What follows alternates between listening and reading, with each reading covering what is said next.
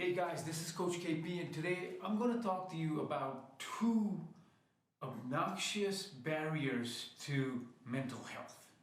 Alright, these two obnoxious barriers are so insidious that they plague our day-to-day vocabulary, and when we take on messages that are laden with these two words that I'm going to share with you, what happens is we go into this immediate state of not feeling good enough. All right, and also these two words are so obnoxious and they're such a part of our vocabulary that I like to think that every one of us has at least used these two words in the past week: should and must. When we hear sentences that have the words should and must built into them, these are sentences that are actually not meant to harm us. These sentences are often shared with us by well-meaning people, but the effect, the impact of these relatively non-threatening words is that they immediately send us into the space of not good enough. So for example, let's say you bought a car. Let's say you went outside and you bought a car or you order one on the internet, and it happened to be a certain brand. Let's call it Honda. You bought a Honda and you've been driving around for a week. You meet a good friend of yours and you say, hey, what's going on? How much did you pay for that car? And you're like, I don't know, $35,000. And you're trying to tell this person about the interaction at the dealership and how much you love the car, blah blah blah.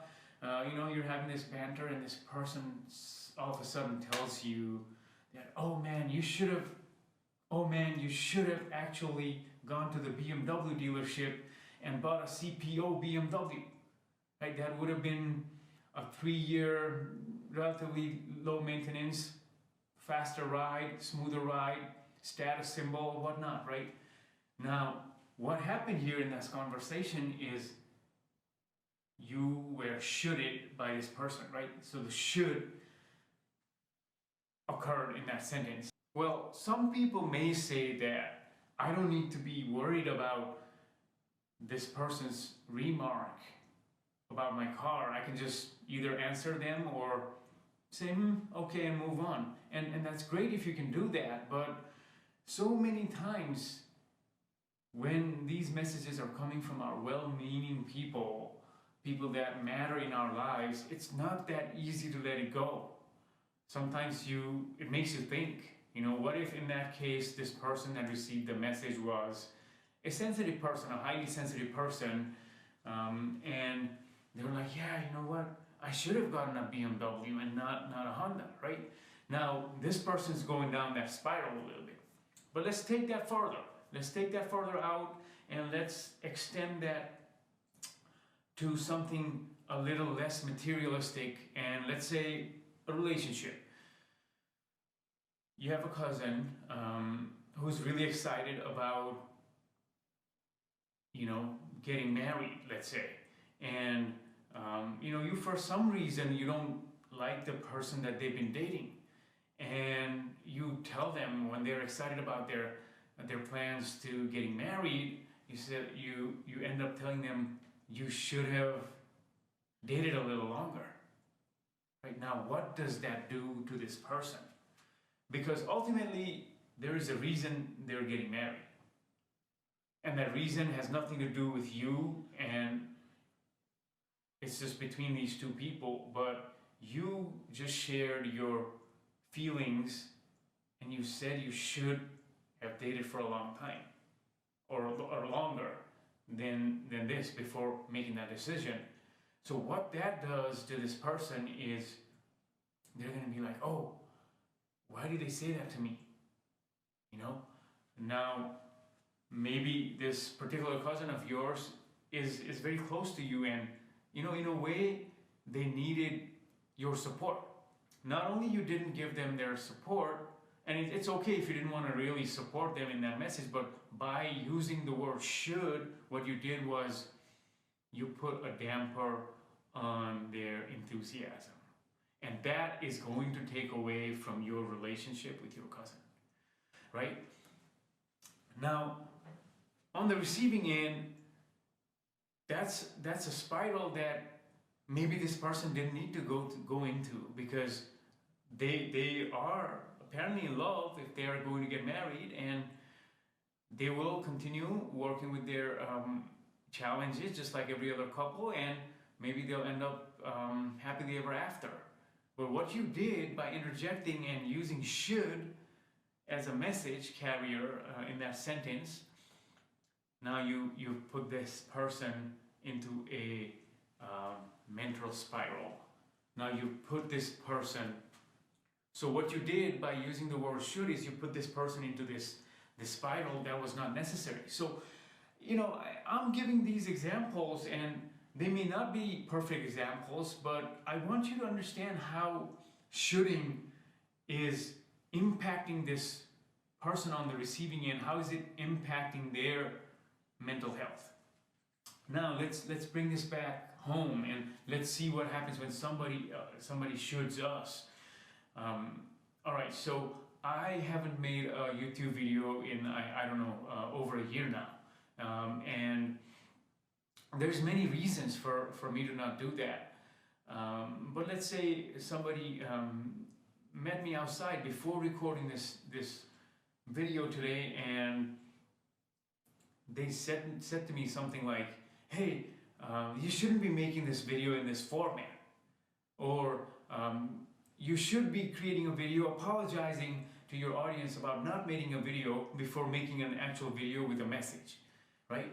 Now, I'm the type of person that I can navigate these things pretty well, but even me, I'm coming in here, it's kind of the end of the day, I'm maybe feeling a little tired.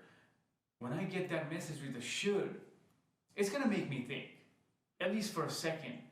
And then now that's mental bandwidth that I could have used making this video, bringing my message to you guys.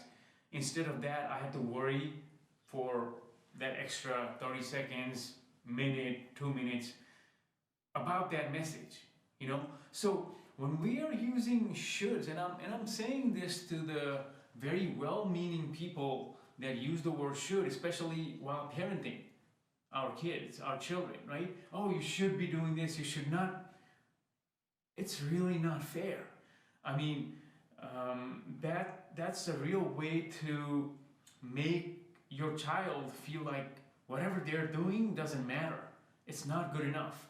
And they may be putting a lot of enthusiasm in what they're doing or what they're not doing for that matter. But when you say you should be doing this or you should not be doing that, there's other ways to convey that message. So what can you do instead of saying should?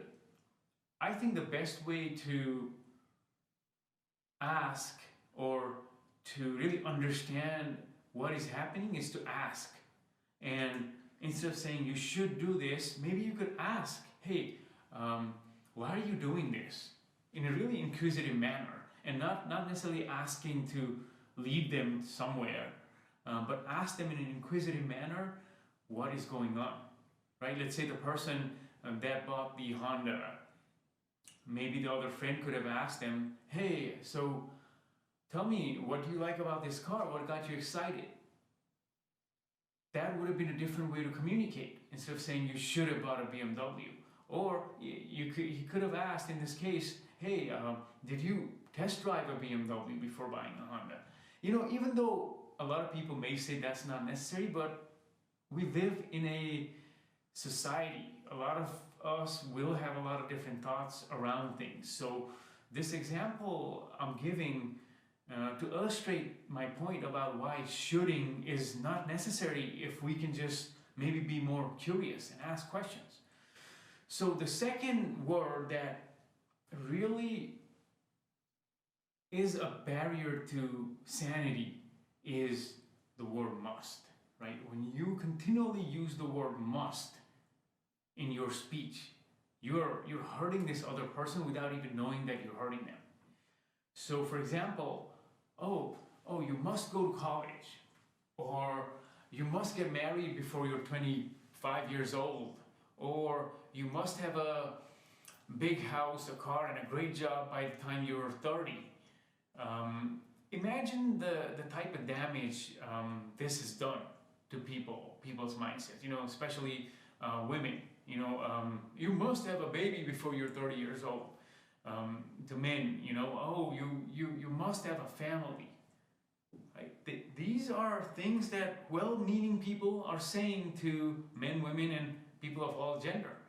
And it's causing a lot of discomfort, at the least, and mental health issues, right? A lot of addiction is being caused because of this feeling of not being good enough, not being able to make our parents happy, not being able to make our spouses happy, not being able to match up with whatever you should have been doing or you must have been doing. So these two words, should and must, are really not very supportive of mental health at the least end of the damage spectrum, and they're really devastating to mental health on the other end. Like, as soon as we hear shoulds and must, or we say should and must, that's a micro trauma we're creating. And that's all I'm saying today in this video. The use of the words should and must.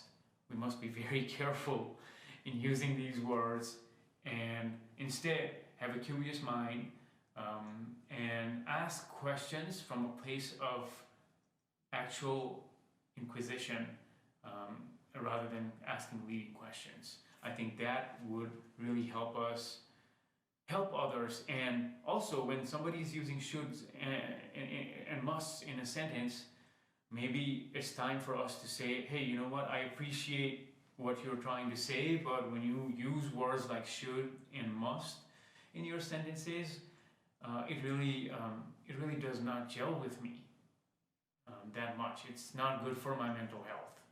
So that's all I was here to say today. This is Coach KP. Peace.